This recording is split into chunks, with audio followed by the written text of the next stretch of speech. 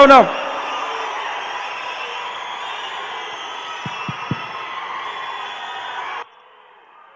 సభకు నమస్కారం.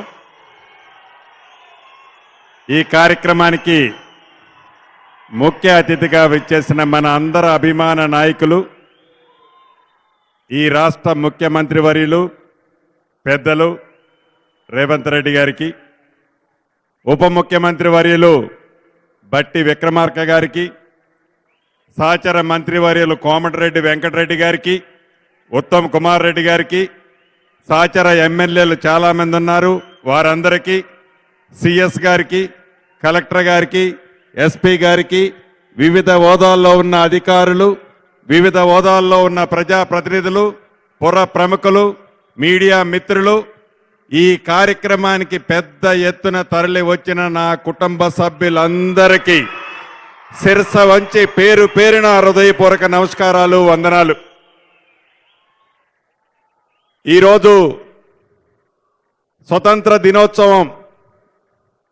మీ అందరికీ మనస్ఫూర్తిగా స్వతంత్ర దినోత్సవ శుభాకాంక్షలు తెలుపుకుంటూ, కాంగ్రెస్ పార్టీ ఏదైతే కలల కని ఆనాటి కాంగ్రెస్ ముఖ్యమంత్రిగా దివంగత నేత రాజశేఖర రెడ్డి గారు గోదావరి నీటిని కృష్ణా పరివాహక ప్రాంతాలకి తేవాలని తపనతో ప్రాజెక్టులు చేపడితే, తెలంగాణ రాష్ట్రాన్ని ఇచ్చిన కాంగ్రెస్ పార్టీని కాదని గత 10 సంవత్సరాలు పరిపాలించిన ముఖ్యమంత్రి గారు ఎన్ని కుళ్ళు కుతంత్రాలు పన్ని కింద మీద పడ్డా 10 సంవత్సరాలలో చొక్క నీరు కూడా నాడివ్వల.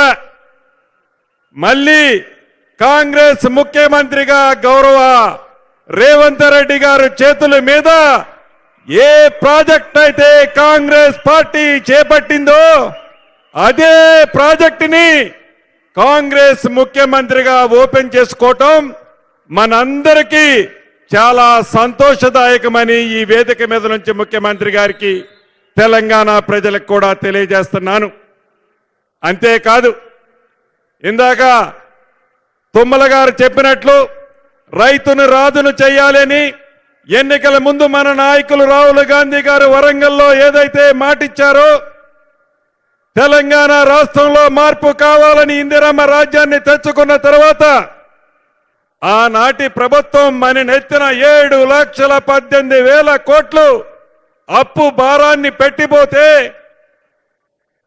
నెలవారీ జీతాలు కూడా ఇవ్వలేని ఈ రాష్ట్ర ప్రభుత్వం మనము ప్రభుత్వం చేపట్టినాడు ఉంటే, ప్రగాఢమైన సంకల్పంతో గౌరవ ముఖ్యమంత్రి గారు, ఉప ముఖ్యమంత్రి గారు రైతుని రాజును చేయాల్సినన్నా ఎన్ని ఇబ్బందులైనా 31,000 కోట్లు 2 లక్షల రూపాయల రుణమాఫీ మనం చెయ్యాలి అని కింద మీద పడి ఈనాడు ఆ కార్యక్రమాన్ని వైరా వేదికగా పూర్తి చేసుకోవడం జరుగుతుంది. అంతేకాదు, ప్రభుత్వం ఏర్పడిన తర్వాత ఎన్నికల ముందు ఏవైతే హామీలు ఇచ్చామో హామీలన్నీ యుద్ధ ప్రాతిపదిక మీద ఈనాడు ప్రజలకు అందిస్తుంది మన ప్రభుత్వం, ఇందిరమ్మ ప్రభుత్వం.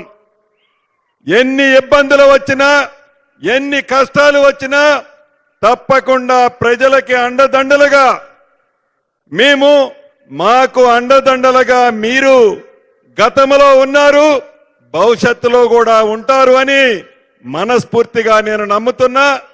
మరొక్కసారి ఇంత పెద్ద ఎత్తున గౌరవ ముఖ్యమంత్రి గారికి, మిగతా మంత్రులందరికీ స్వాగతం పలకటానికి వచ్చిన మీ అందరికీ శిరస్సు వంచి అభినందనలు, కృతజ్ఞతలు తెలుపుతూ మీ అందరి దగ్గర సెలవు తీసుకుంటున్నాను. Thank you very much.